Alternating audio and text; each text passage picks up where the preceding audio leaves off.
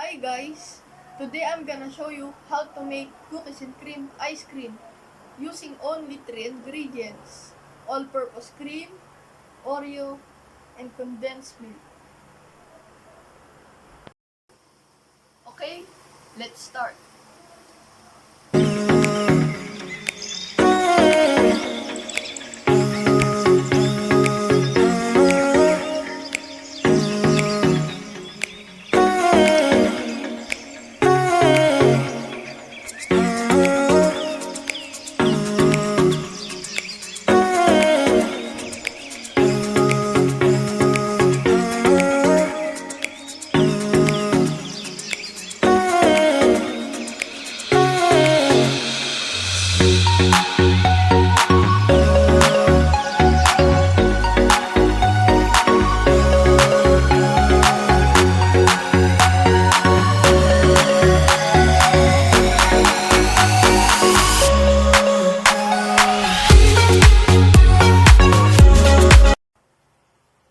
Then we will crush the Oreos.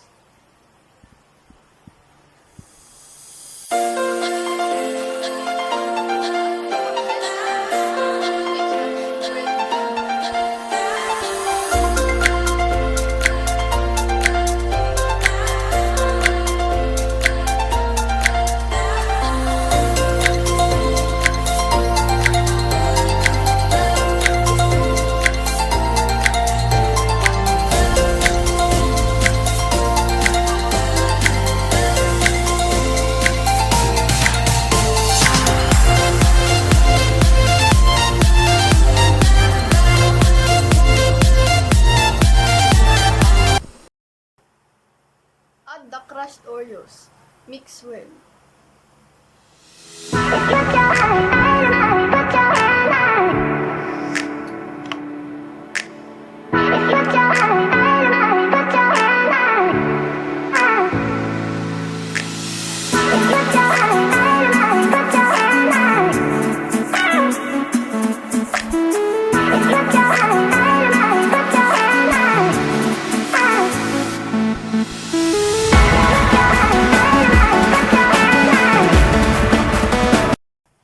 Put in the container, add Oreo toppings, and then put in a freezer for 6 hours or overnight.